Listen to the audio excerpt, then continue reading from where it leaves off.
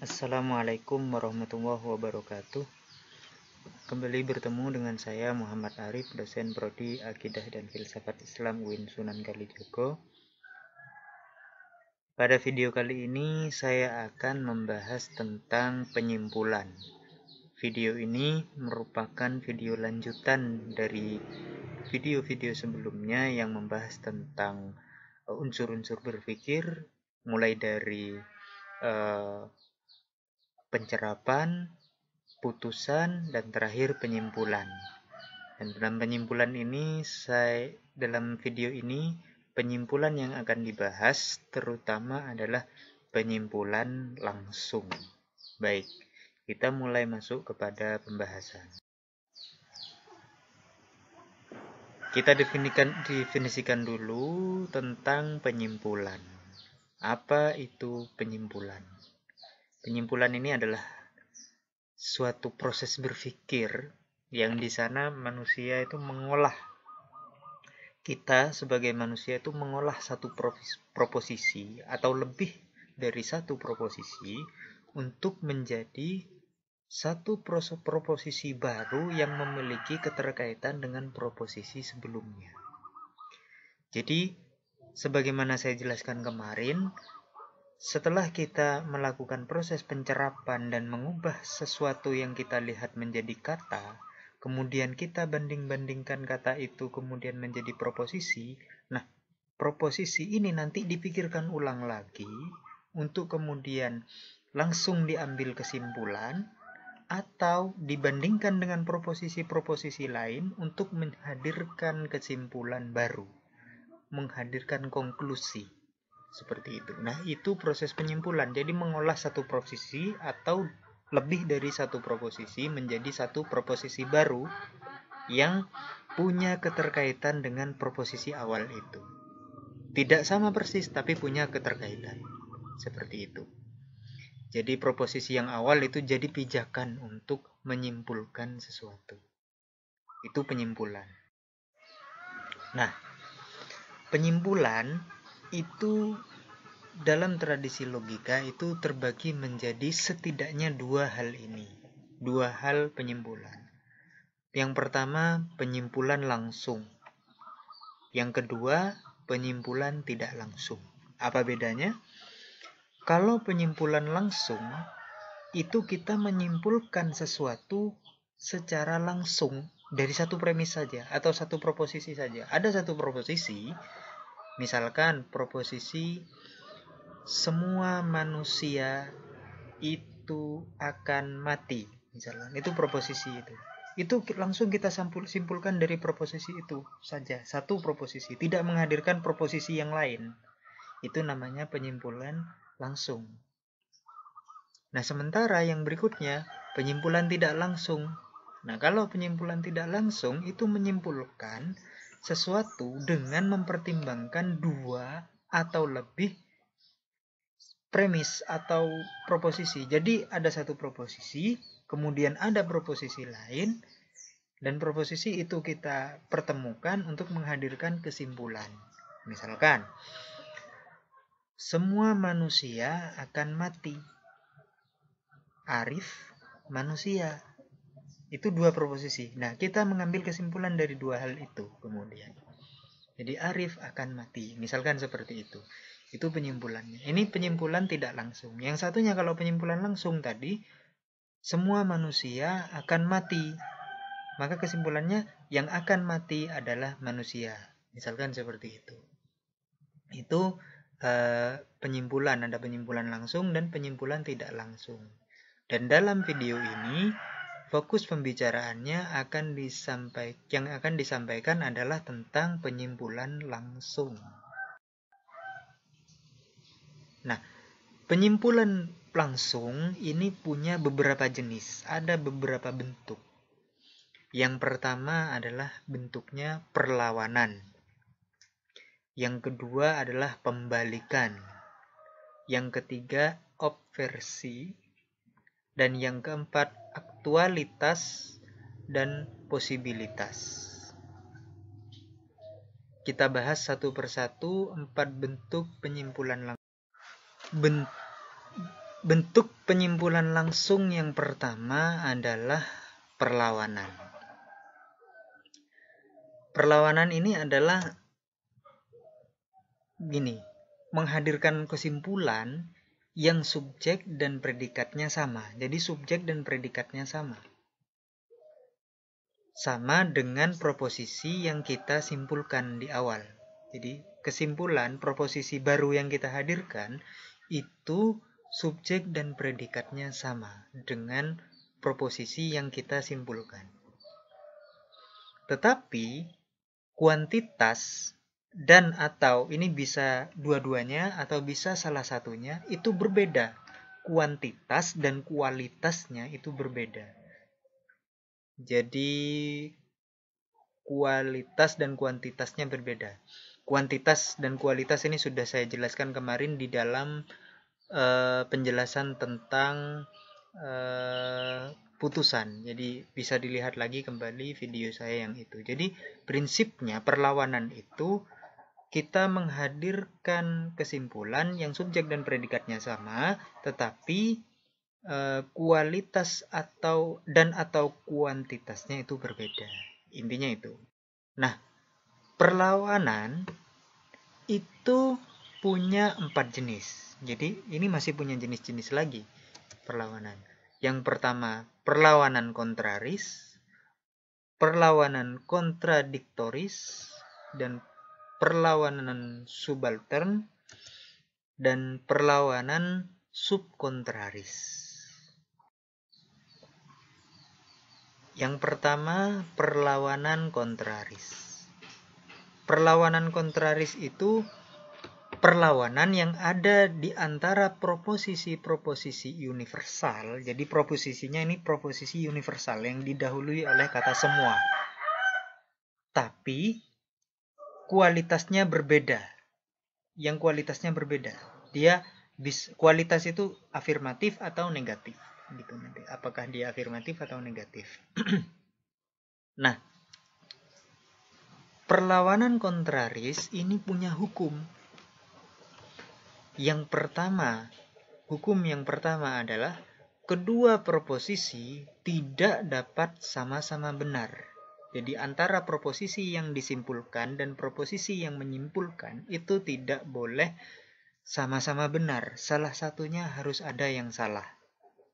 Yang berikutnya, kedua proposisi dapat sama-sama salah. Kalau tadi tidak bisa sama-sama benar, kalau sama-sama salah itu bisa. Jika salah satu proposisi salah, yang lain ada kemungkinan juga salah. Tidak pasti salah, tapi ada kemungkinan salah. Contohnya, ini. Ada satu proposisi misalkan, semua mahasiswa jomblo.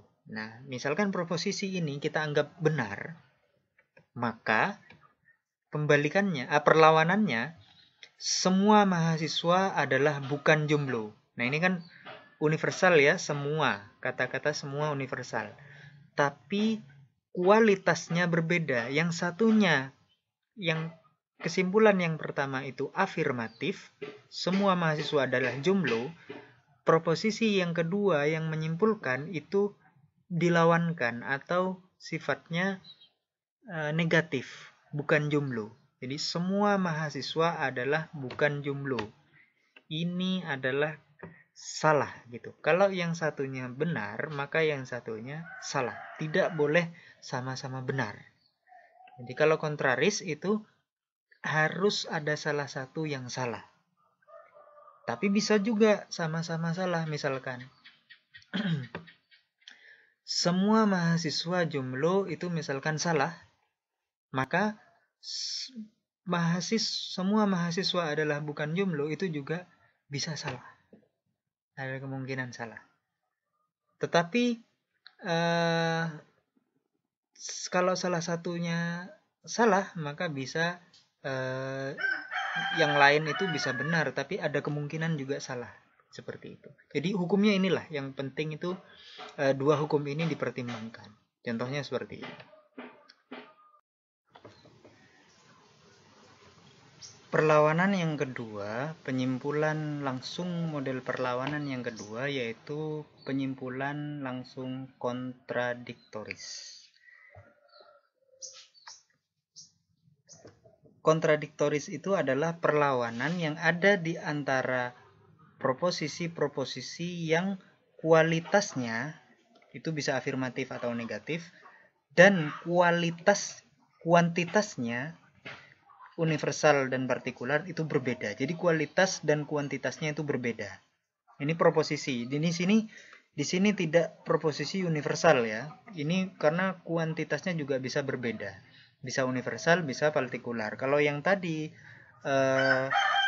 kontraris itu universal semua, tapi kualitasnya berbeda. Kalau kontradiktoris itu kualitas dan kuantitasnya itu berbeda.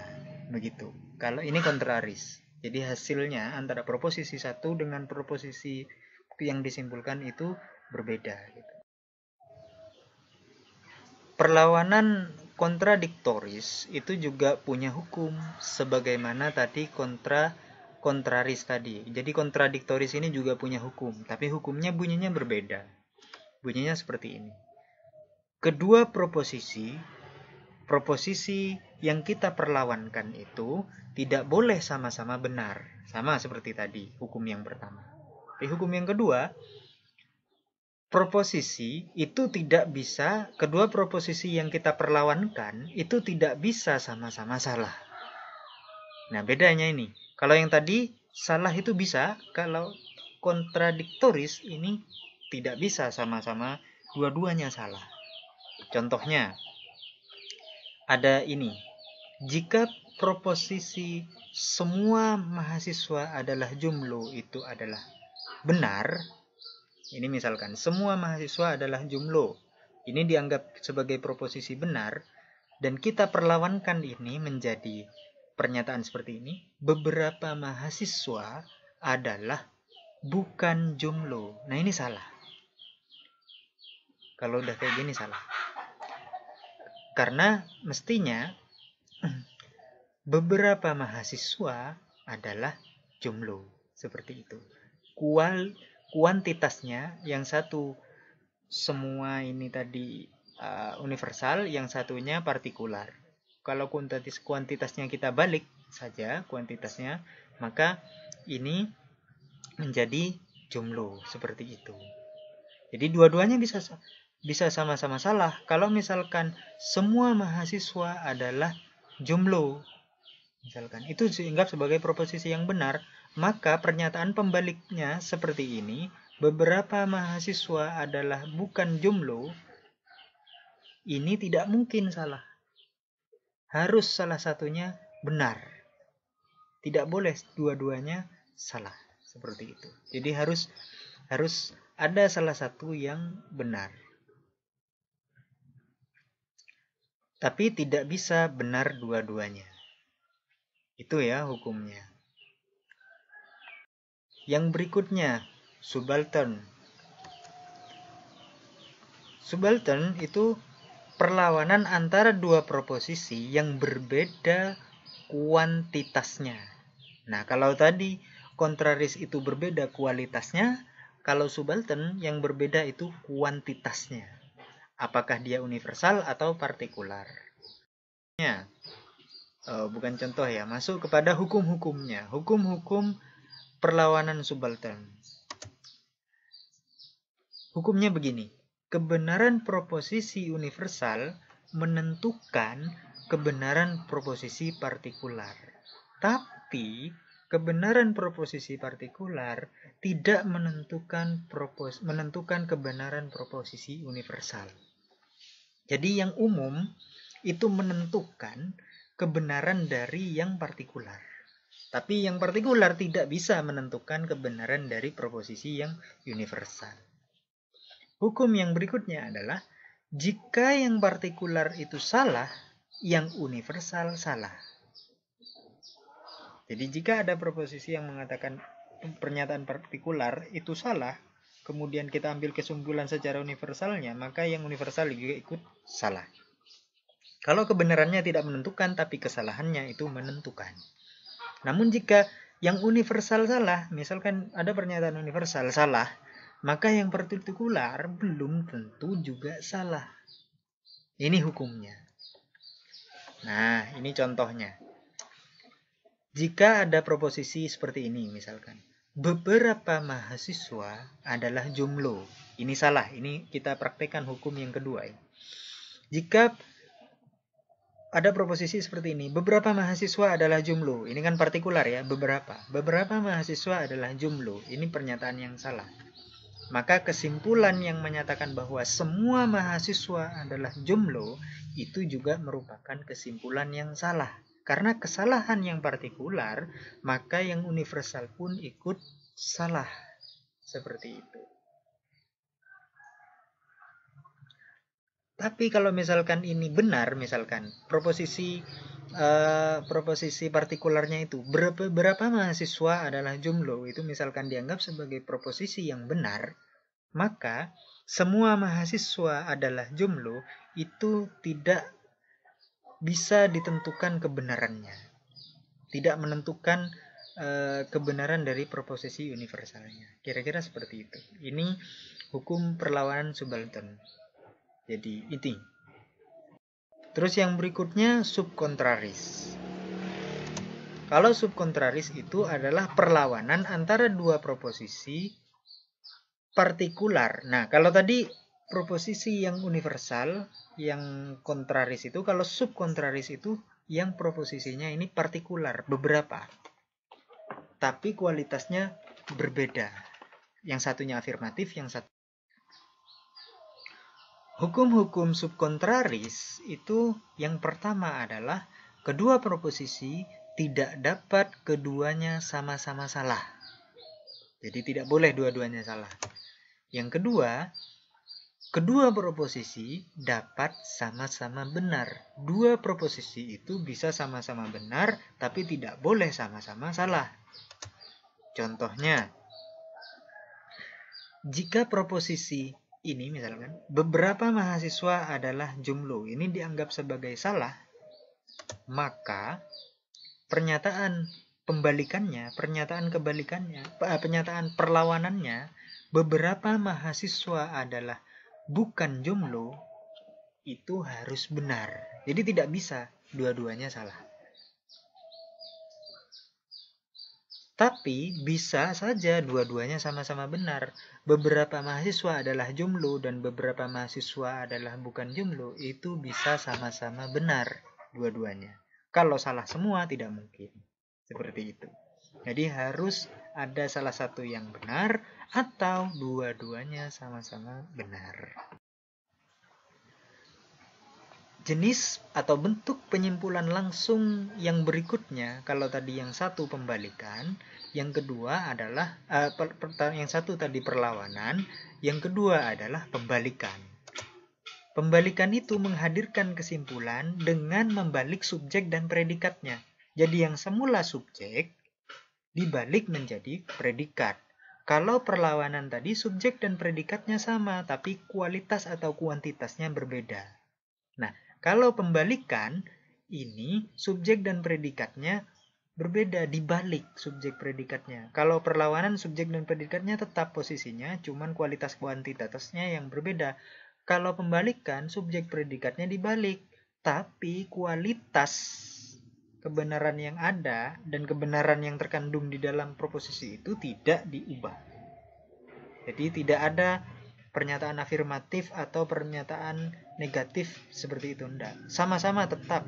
Kalau proposisi awal negatif, maka proposisi pembalikannya juga negatif. Kalau proposisi yang dibalik awal itu positif, maka yang afirmatif, maka yang satunya juga afirmatif. Cuman subjek predikatnya saja yang dibalik. Jadi berbeda dengan yang perlawanan tadi ya. Kalau perlawanan itu subjek dan predikatnya tetap, tapi kualitas atau kuantitasnya yang diganti atau diperlawankan.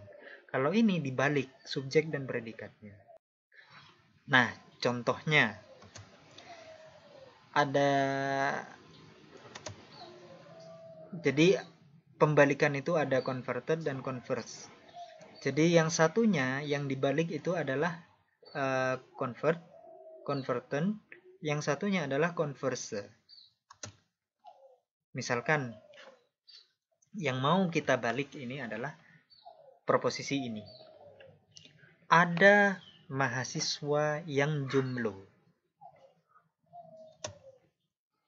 Ada jomblo yang mahasiswa. Nah, tadi kan kalau yang tadi subjeknya itu mahasiswa, predikatnya itu jomblo, maka dikonversikan menjadi atau dibalik menjadi jomblo yang mahasiswa. Ada jomblo yang mahasiswa. Jomblo jadi subjek, mahasiswa jadi predikat. Kalau sebelumnya mahasiswa jadi subjek, jomblonya jadi predikat.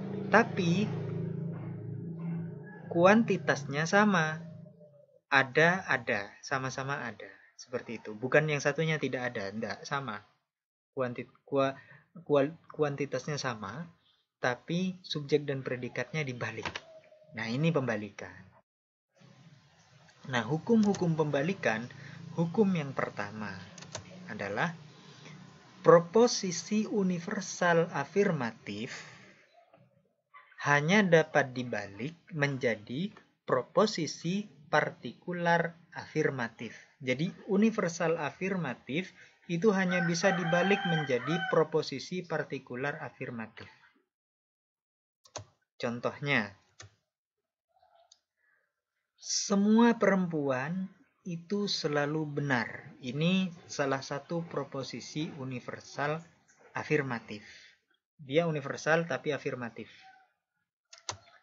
Dia bisa dibalik menjadi, hanya bisa dibalik menjadi ini. Beberapa yang selalu benar itu perempuan. Jadi hanya bisa dibalik menjadi seperti ini. Tidak bisa dibalik menjadi yang lain.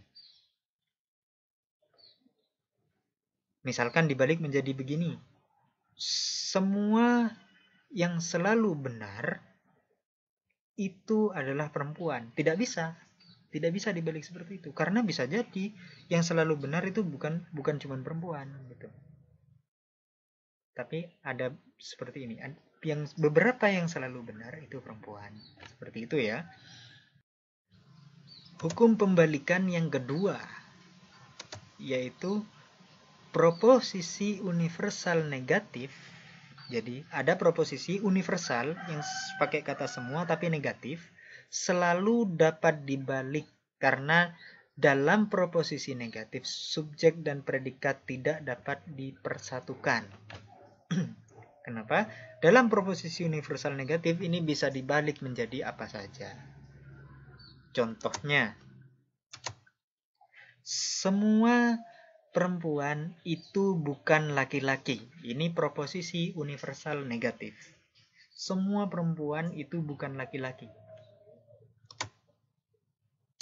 Beberapa yang bukan laki-laki itu perempuan. Ini dibalik menjadi proposisi partikular afirmatif.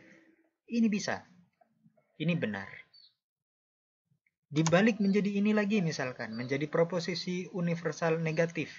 Semua yang bukan laki-laki itu perempuan. Ini juga bisa. Jadi kalau proposisi itu proposisi yang sifatnya proposisi universal negatif, maka dia bisa dibalik menjadi proposisi apapun. Itu yang penting subjek predikatnya dibalik. Itu bisa. Karena apa? Karena antara subjek dan predikatnya itu tidak bisa dipertemukan. Laki-laki dan perempuan tidak bisa dipertemukan. Dua-duanya memang sudah berlawanan sejak awal. Seperti itu ya.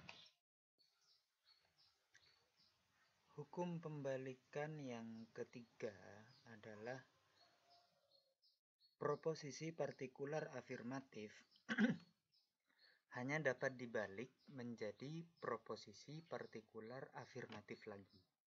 Jadi kalau ada proposisi partikular afirmatif, maka hanya bisa dibalik menjadi proposisi partikular afirmatif lagi. Tidak bisa diubah menjadi proposisi universal afirmatif, tidak bisa dibalik menjadi proposisi universal negatif, atau menjadi proposisi partikular negatif. Tidak bisa. Bisanya hanya menjadi proposisi partikular afirmatif lagi. Sebagai contoh, misalkan ini, ada proposisi partikular afirmatif yang berbunyi beberapa perempuan itu selalu benar. Ini proposisi partikular afirmatif.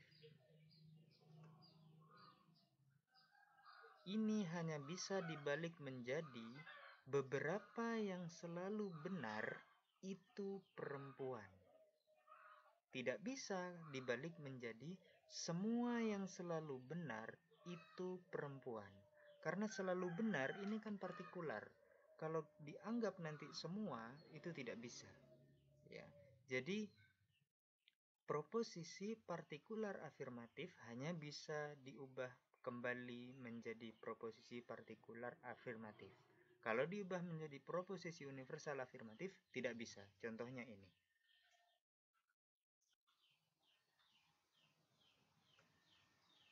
Hukum pembalikan yang keempat adalah proposisi partikular negatif itu tidak bisa dibalik. Jadi titik, tidak bisa. Kalau yang partikular negatif itu tidak bisa dibalik menjadi apapun. Jadi yang bisa dibalik hanya 3 yang tadi itu di atas. Misalkan ini, ada orang yang bukan jomblo. Kalau dibalik menjadi seperti ini, ada jomblo yang bukan orang. Tidak bisa. Yang bisa itu yang tadi, kalau partikular afirmatif. Kalau partikular negatif itu tidak bisa dibalik. Seperti itu ya. Nah, sekarang saya ingin meminta kalian untuk membuat satu contoh penyimpulan langsung pembalikan yang menerapkan hukum pembalikan yang pertama dan hukum pembalikan yang kedua. Jadi ada 2 contoh yang harus kalian buat untuk saat ini. Kalau kalian mahasiswa saya, maka kalian saya sarankan untuk menuliskan 2 contoh ini dalam link form pengisian referensi yang kemarin saya sudah berikan. Tapi kalau kalian bukan mahasiswa saya, silahkan bisa diabaikan atau bisa mencoba diberikan di kolom komentar di YouTube saya. Baik, kita masuk kepada jenis penyimpulan langsung yang berikutnya, yaitu obversi. Obversi ini adalah penyimpulan langsung. Kita menyimpulkan langsung dari satu proposisi, dan kemudian dari satu proposisi ini kita mengubah menjadi proposisi yang berlawanan dengan proposisi yang pertama. Kalau yang pertama afirmatif, maka yang satunya, proposisi yang kedua yang kita simpulkan itu hasilnya harus negatif. Atau sebaliknya, kalau proposisi yang kita mau simpulkan itu negatif, maka simpulan kita harus afirmatif. Sehingga dia bisa disebut sebagai obversi. Obversi ini punya hukum juga seperti yang lainnya tadi. Hukum obversi ini yang pertama adalah, kalau proposisi pertama sudah dinyatakan, maka proposisi yang kedua tidak mungkin diingkari. Jadi kalau sudah yang proposisi pertama benar, maka yang kedua itu juga benar. Karena pada prinsipnya keduanya sama, hanya dibolak-balik saja, gagasannya sama. Nah ini, gagasan pokoknya tidak boleh berubah. Jadi kalau gagasan pokoknya sudah menyatakan sesuatu itu begini, maka obversinya itu harus menyatakan sesuatu itu juga begini, bukan begitu. Nanti kita lihat lebih jauh lagi di contohnya. Yang lainnya juga, hukum obversi yang berikutnya itu adalah harus kontradiktif. Kalau yang satu mengatakan iya, maka yang satu mengatakan tidak. Kalau yang satu mengatakan tidak, yang satu mengatakan iya. Tapi gagasannya pokoknya tetap sama. Yang berikutnya, kuantitasnya. Nah, ini yang membedakannya dengan pembalikan perlawanan tadi ya. Perlawanan yang pertama, jenis penyimpulan langsung yang pertama tadi, yang membedakannya ada di sini. Kuantitasnya tidak boleh berubah. Ya. Kalau di perlawanan tadi kuantitasnya boleh berubah. Kalau di sini kuantitasnya tidak boleh berubah. Kuantitas itu kalau proposisi awalnya itu berbunyi semua, misalkan universal, itu obversinya juga harus berbunyi universal. Kalau proposisi pertama itu partikular, maka obversinya juga harus berbunyi partikular. Contohnya, semua perempuan itu benar. Kalau kita mau mengobversikan ini, maka pernyataan atau simpulan langsung yang tepat adalah tidak ada perempuan yang tidak benar. Jadi ini universal, sama-sama universal, tapi kontradiktif, dan gagasan pokoknya tidak berubah, sama. Intinya tetap ingin menyatakan bahwa semua perempuan itu benar. Yang satunya juga seperti itu. Jenis penyimpulan langsung yang terakhir yaitu adalah aktualitas dan posibilitas. Aktualitas ini adalah gagasan yang menyatakan tentang kesempurnaan yang saat ini dimiliki oleh sebuah proposisi. Jadi, sebuah proposisi itu menyatakan tentang kesempurnaan yang saat ini terjadi. Ini aktual. Jadi, aktual terjadi. Berikutnya adalah posibilitas. Kalau posibilitas itu menggambarkan bahwa kesempurnaan yang saat ini dan di sini itu belum dimiliki oleh proposisi. Jadi ini beda dengan aktualitas tadi. Kalau aktualitas itu sudah mengandaikan proposisi itu memiliki kesempurnaan saat ini dan di sini, kalau posibilitas itu masih menggambarkan bahwa proposisi itu belum memiliki kesempurnaan saat ini dan di sini. Jadi masih mungkin mempunyai kesempurnaan tapi belum. Seperti itu. Itu posibilitas. Kalau aktualitas itu sudah punya. Kaitan antara aktualitas dan posibilitas ini berpengaruh terhadap kesimpulan langsung. Sehingga di sini memunculkan hukum-hukum aktualitas dan posibilitas. Hukum aktualitas dan posibilitas yang pertama adalah aktualitas tidak boleh disimpulkan dari posibilitas. Jadi, sesuatu yang aktual itu tidak boleh disimpulkan dari yang belum aktual atau posibilitas, masih mungkin seperti itu. Contohnya, ada posibilitas seperti ini, menyatakan bahwa mahasiswa sering baca itu dapat jadi pintar. Ini kan masih posibilitas, masih belum pasti eksistensinya di sini dan sekarang. Masih belum pasti, karena masih mungkin. Nah, ini tidak bisa kemudian kita menyimpulkan aktualitas dari posibilitas ini. Misalkan kita menyimpulkan seperti ini, mahasiswa sering baca itu jadi pintar. Tidak bisa. Dengan mendasarkan kepada posibilitas tadi, kita tidak bisa kemudian menyimpulkan aktualitas menjadi seperti ini. Mahasiswa sering baca itu jadi pintar. Ini seolah-olah sudah aktual. Padahal proposisi awalnya adalah posibilitas. Jadi tidak bisa seperti ini. Jadi hukum yang pertama bunyinya seperti ini. Hukum yang kedua adalah posibilitas boleh disimpulkan dari aktualitas. Kalau tadi sebelumnya yang aktual tidak boleh didasarkan kesimpulannya itu dari posibilitas, maka sebaliknya posibilitas boleh disimpulkan dari aktualitas. Jadi sesuatu yang aktual itu bisa menjadi dasar sebagai simpulan langsung posibilitas. Contohnya, mahasiswa sering baca itu jadi pintar. Aktual ini misalkan. Maka kita bisa menyimpulkan sesuatu secara langsung menjadi posibilitas seperti ini. Mahasiswa sering baca itu bisa jadi pintar. Jadi yang posibilitas itu bisa didasarkan dari yang aktualitas.